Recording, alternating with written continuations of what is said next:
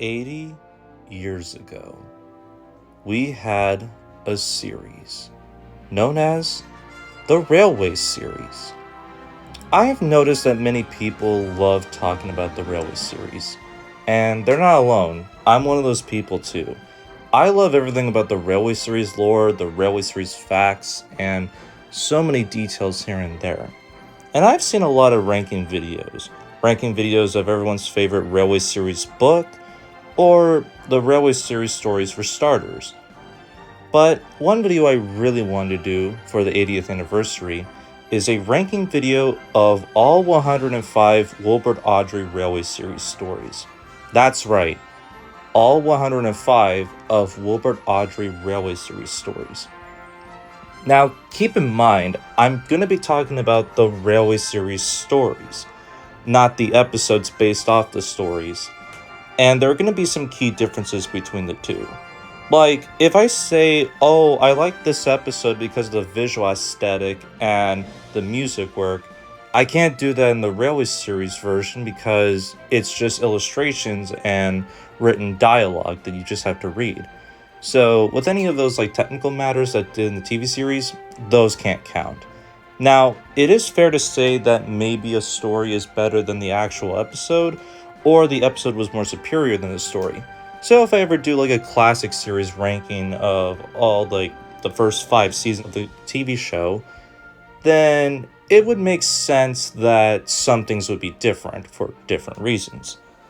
And I also want to point out another thing. But what about the Chris Audrey stories? Those exist. Yeah, of course they exist, but I want to do the Wilbert books, honestly.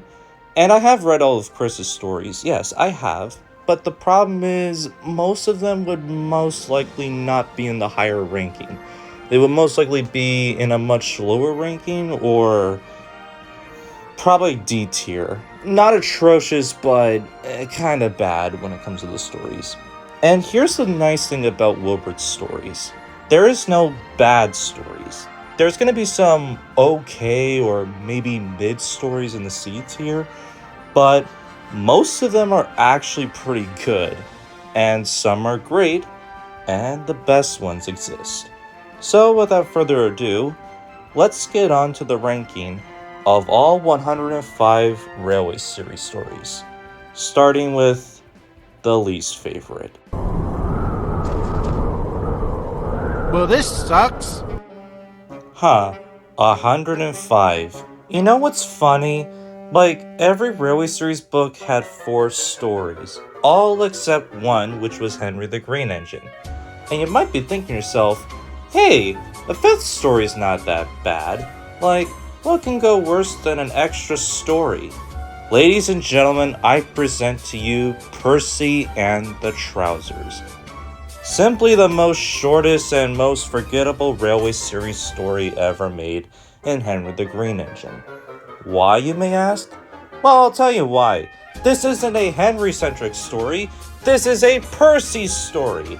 A story about Percy teasing Henry about having a short funnel and wanting a scarf. And you know what's really sad about this take? There is no explanation why Percy wants a scarf unless you can count his funnel's cold. That's about it. And then the crash happens, and that's the end of the story. Like, that's it. And you know what's baffling about this? The TV series adaptation extended this episode of a story. And guess what? There's explanation in the episode, not the book. It's baffling that a TV version is way better than the story version, and all I'm just saying is, what's the point of an extra story, am I right? This story, it's not bad, but it's my least favorite of Wilbert's stories.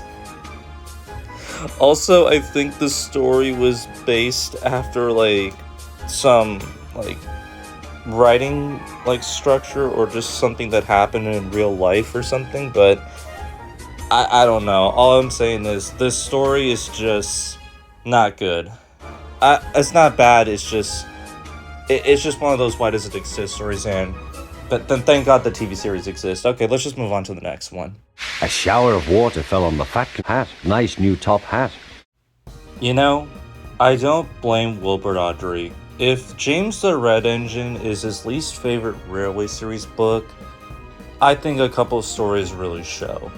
And what do you know? It's the first story, James and the Top Hats. What is this story? Okay, so basically, after James had his accident, he's gonna pull a train with Edward. That's nice. But then, despite the fact that James is a steam engine, he literally wishes steam at the Fat Controller's nice new top hat, and James is punished? Or scolded? For doing that? What? It's a hat! It's a top hat! Why would he care about a top hat being spoiled by a steam engine? No, this isn't James's fault. You know whose fault it was? It was the Fat Controller's fault to get near James. If he didn't want his hat to get wet, he should have moved like a few coaches away from him. That's all I'm saying. But no, we have to make James the one that is in trouble or the bad engine because he did something so wrong, like spoiling a top hat. It's not like he had a previous story where he was a runaway engine and crashed into a cow field.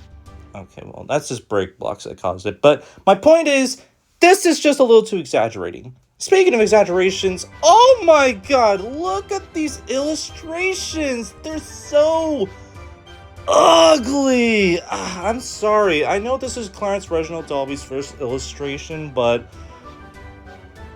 good God, he could have done so much better. This is why I actually prefer Reginald Payne's illustrations, if I'm being honest, but I guess we have to deal with this now. Okay, you know what? All we know is that James and Edward pull the train, they go up the hill, and then James is worried at the end. That's all that happens.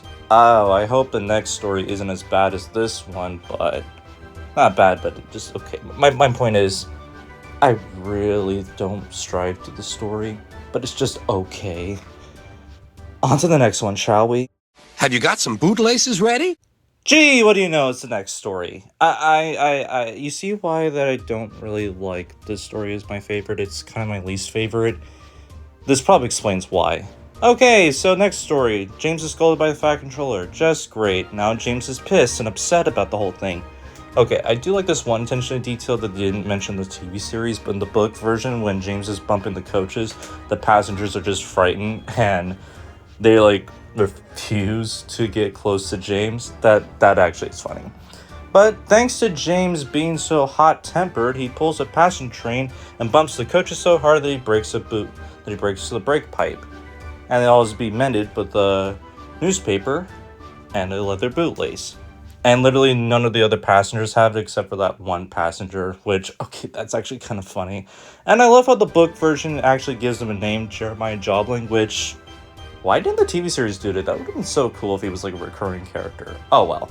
My point is, it's not as bad as the last story, but it still lands in that same category. Next one. Feeble? Oliver fan! How can you put a John T. Kennedy illustration book or story in C tier? How? I thought you loved his stories. Hear me out. Okay. Let me just point the emphasis right there. This is not in the okay, it kind of sucks like the other three. This is just, it's just okay. And look, it happens, okay? Some people just think that some stories are okay. And this is just okay. I will give some good highlights, though. First off, it introduces a character named Daisy, who is a pretty fascinating character, and over the course in Chris's books, she actually becomes a prominent character, just like what Andrew Brenner did in Season 20. 2, I like that this is a story that takes place after Thomas's incident. We'll get to that story eventually, don't worry. But it is nice that there's shown some new growth into this story. And 3, I think the story is actually pretty funny. Like, there's some fun moments here and there. But you're probably wondering yourself, then why is it in C tier? I don't know, man. I just think the story is just okay. Like, nothing really exciting happens. All it is just Daisy grumbling about pulling milk, and she just hates it and just refuses to pull the train, and then She just lets Percy and Toby deliver it, and that's kind of the end of the story. Nothing really good happens, but don't worry, like the last two stories in the book are actually pretty good, if not pretty good. But yeah, my point is, this is probably my least favorite John T. Kenny story, but trust me, there's a lot better stories. Trust me, I know. I really love his stories. I'm not saying I hate his stories. I actually do. This was just okay. Guys, we can just move on, okay? You're too fat. You need exercise. Oh, great. More Clarence Reginald Dalby stories. You know, like those early ones that I kind of don't care about. Okay. I'm not saying I hate Tank Engine Thomas again. I think it's fine as a book. And honestly, I only love one of the stories. But the rest are just okay. And how we get to the very first one. Thomas and the Guard. I think it's no exaggeration or no denial that many people state that in the TV series, this is kind of their least favorite episode of season 1. And I can kind of understand that.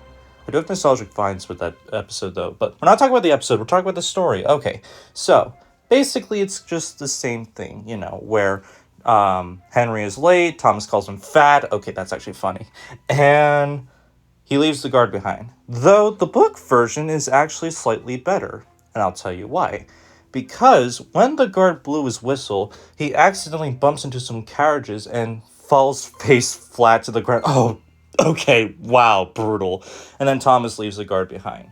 Which, honestly, in this take, makes the story more real, or like, yeah, what you think was gonna happen? Instead of the whole, in the TV series, yeah, Thomas just leaves the Guard behind because impatient. That's kind of boring. I like the book version a lot more. So maybe that's why it's probably in this list, but don't expect me to actually really love this story. Also, I love how in the background in one of the stations we get to see promos of Railway series stories. Wow, that's so meta. Okay, moving on to the next one. If Henry is ill, he thought, perhaps I shall pull his train. And now we finally get to one of the stories from Thomas the Tank Engine. And I'm going to be honest with you, I have a very nostalgic spot with this book, especially this and one of the book I'll get to much later. But let's be honest here, as much as I really love Thomas's origin story, which, I mean, it's one of the best books ever made, this you can tell is my least favorite. Now, it's not bad as, like, per se, how unrealistic the TV version from the classic series and especially the CGI series. In fact, the Railway series one is a lot more tame. But I kind of have some issues with this story. Like, for one, why would Thomas not feel like the coaches? Like, why would he not feel them when he's, like, pulling them? Like, shouldn't he know what it feels like to pull coaches? He's a station pilot. He should know that. He shunted coaches at the stations before.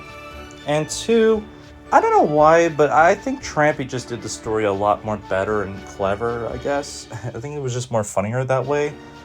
But yeah, this is just kind of my least favorite of the book Thomas the Tank Engine. Though a nice one. Not bad, just it's fine. On to the next one. Wake up, lazy bones. Why don't you work hard like me? And now we finally get to the story that started the whole TV series from its very first debut episode. But we're not talking about the TV series, we're talking about the Railway series version. And you know what? This one is slightly better than the other story that we mentioned before. But it's still okay. It's not like great or good. It's just an okay story. But I do like the idea of this story and the concept. The fact that a little tank engine is acting like a cheeky prick who is actually introduced, not in the first Railway series book, the second one. Wait, why was he the main character again? I forgot. But anyway, my point is, this is a really fun story about Thomas and this big blue engine named Gordon, who's introduced in the second story of the second book. The very first book, my bad. But the thing is, what's really cool about this is it's a fun conflict story. One where, yeah, if you tease one person and just keep going on and on and on, karma's gonna bite you right in the back in the ass. That's basically the moral of the story, right then and there. It's a pretty good one. I like it, but the story is just okay. But I gotta say, I really love these illustrations. They're just too funny for me. Like, look at these faces of Thomas and Gordon. Oh my god. I know they're kind of bad, but I kind of love it for that. Alright, on to the next one. I want to fish. No. Now, this next one is quite a fascinating one. I've heard it's been a popular story. It just pops out of nowhere. I don't know why. But I'm going to be honest with everyone. This isn't one of my favorite Thomas-centric stories. This one is just, again, okay. Not bad, just okay. One thing I would appreciate about the story is what happens. So, like, Thomas wants to experience fishing, but that's kind of neat because he's a tank engine and he doesn't know better. And I just love how everyone's like, no, Thomas, no, don't go fishing because engines don't do it. And Thomas is like, oh, forget that, I'm going to do it anyway. And when Thomas arrives there, it turns out he ran out of water. And just like that, when the water tower was out of order, he had to get some new water. And with hell or high water, he had to get some water from the river. Which wasn't really the smartest thing after we realized that the hole had like 5 buckets. So they had to like fill up so fast, and then Thomas burst his steam valve in an alarming way, which meant that there was something wrong with him. And it turns out there was like fish in his boiler and everyone had to get the fish out of him. And that's it. That's the story. But what's weird is in the book version, Thomas is just satisfied that the fish are gone and he's just like, okay, that's fine. But the TV version, it's just, yeah, he feels miserable afterwards. Honestly, if it was me, I feel miserable. Not like delighted. I don't know. Weird thing. Maybe the TV version is slightly better than the book version. Moving on to the next one. Put me in a barn? That's where you belong, you pig! Oink, oink, oink! Wow, another Thomas-centric story. I guess you guys are kind of seeing a pattern here. But trust me, this one's not bad. It's just okay. Okay, I like the idea of this story. The one where like this constable catches Thomas and he realizes he has no cow, catches the side plates in, gives him a ticket for being a regular lawbreaker. I don't know about you, but if this was the trampy version of this take, oh, you know it's going to be like in B tier or A tier. But this isn't trampy. This isn't classic Thomas. This is the book version. And this is the one that I have to deal with. But hey, it's okay. At least it shows like what's been going on and the whole tramway thing that is just introduced in the series. And then of course, Toby. Which, I'll get to his story way later down the line. You'll probably know where the list would be, but it'll be there, not yet. Much, much further down. But anyway, it's just a nice story where Toby is introduced to Sodor, Thomas gets to work with Toby, and things just go well in the end. That's kind of it. And it's only, it's actually the only story in this take that is on this list. Because the rest of the stories are either just pretty good, or one story I'll get to much, much later. But you'll just have to wait and see. I'll just spoil the next story. What ugly wheels you've got. They're not ugly. Gee, is it no surprise that this book, Tank Engine Thomas Again, might be one of my least favorite Wilbur Audrey books? What do you know? But not bad, just okay. And also, why did Trampy make the story much better? That's not right. Okay, my point is, this one is just fine. We were introduced to Terrence, who strangely never appears again in Wilbur's books, but does make some brief appearances in Chris's books about ish, maybe, I don't know. But my point is, he does appear quite frequently. Wilbur's books, not only one story, and that's about it. Never to be seen again. And the story is about Thomas having to deal with wearing his snowplow and destroys it.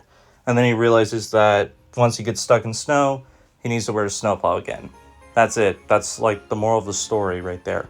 Again, I don't hate a lot of the original Wilbur stories or the ones that Clarence Reginald Dalby illustrated. Not at all. In fact, some of his stories are actually pretty good. But I won't lie that most of like the very first stories are kind of just okay and not really that good. They're just okay stories. Not bad, just okay. There is going to be some good Dalby stories. We'll get to them much later, but yeah, not off to a good start, eh? Sorry, Dalby. It's just not you. And it's not Wilbur Audrey. It's just, he just made a bunch more stories that were way more better. Moving on to the next one. You miserable engine, she scolded. Just look what you've done to our breakfast. I swear to God, this is the last C-tier story that was made by John T. Kenny's illustrations. Okay, can we just move on? Okay. Look. I really love John T. Kenny's illustrated Railway Series books. And another Railway Series illustrator we'll get to eventually. But here's the thing. Like I said, there's only like 2 stories I just find with him that are just okay. And surprisingly, they're in branch line engines. A Railway Series book, I would say, it's just kind of fine or okay at first, but then it gets much better like in the last 2 stories. I know, right? It's kind of a sad story when you think about it. But yeah, this one is just interesting. So like, Thomas didn't really technically cause the accident. It was the careless cleaner that caused it, though they blamed Thomas. But here's the reason why this book, or story in general, exists. It's not just because Daisy's introduced in the next story. No. It's because that Wilbur Awdry was sick and tired of the whole Thomas being an E2 thing and how his running board was slightly off compared to his back running board. So, in excuse, he decided to make a story about Thomas having a severe accident where he's damaged his buffer so bad that when he returns again, he has a flat running board instead of that slight bent one that we all know and love. And that's kind of why this story exists.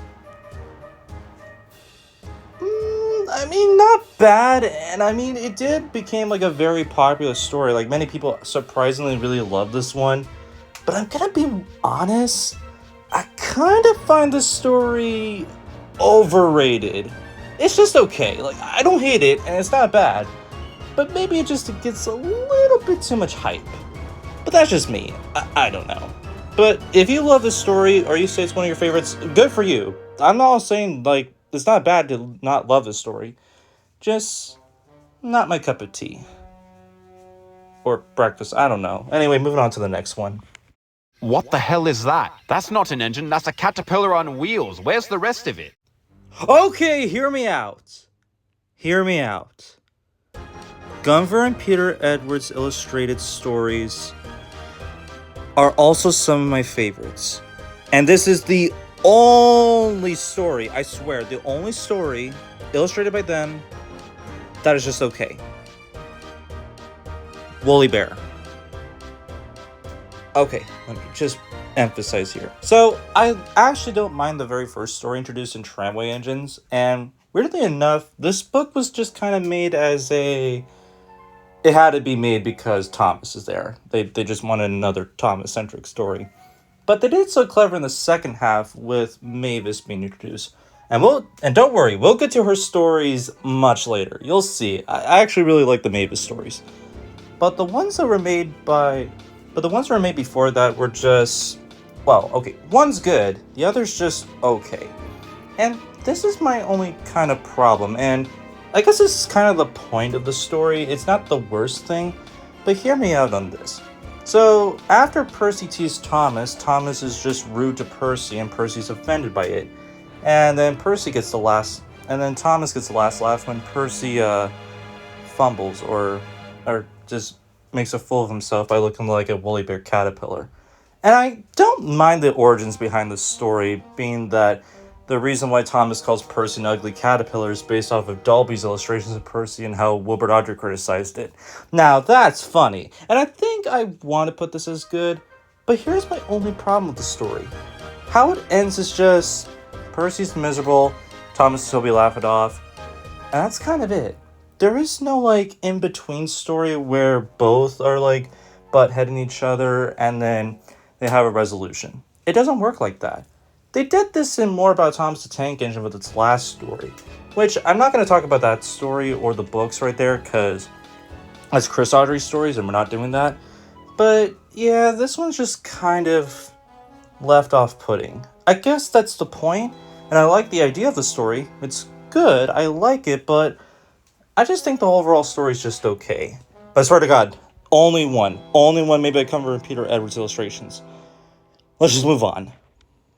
Take him away, he bellowed, and stop that noise! We're nearly done with the C tier, don't worry, we only just got a few, and then we're gonna move on to the really good stories known as the B tier section. But before that, let's get to this one. So, yeah, I'm not saying that Gordon's Whistle is bad, it's just okay. It's kind of short. It's basically just, hey, Gordon is jealous of Henry arriving with a new shape and everything, and complains about Henry's whistling being too loud, and then afterwards Gordon just whistles loud and makes a fool of himself. That's kinda it. That's just how it ends.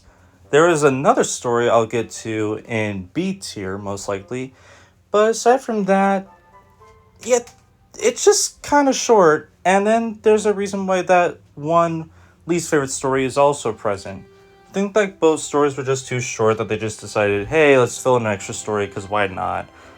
And I honestly would have preferred it if both this and the last story were combined together. Kind of like how they did with the TV series, which honestly did way better, if I'm gonna be honest, of its structure. But overall, not a bad story, just another okay one. Okay, one more to go, and then we're done with the C tiers. Stop! You're going the wrong way! But it's a backing signal, Percy protested. Alright, the very final C tier story. Yeah, I know more than 10 stories are C tier, and that's kind of not good. But I swear this story is between okay and good. And this is the final one. The very first story in Percy the Small Engine, Percy the Signal.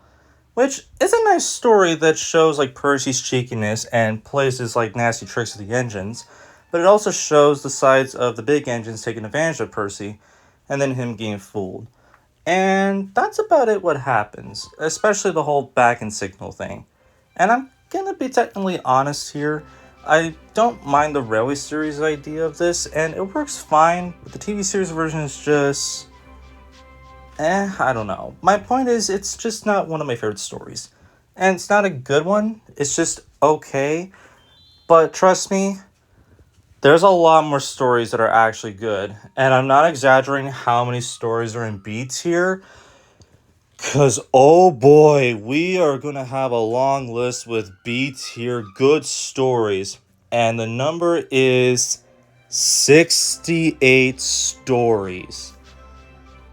Oh, yeah, you can tell how much I really appreciate the Railway series for what it is. Yep, we only had a couple of C tiers, but we're gonna get to some really good shit right now. So, let's hop into B tier, shall we?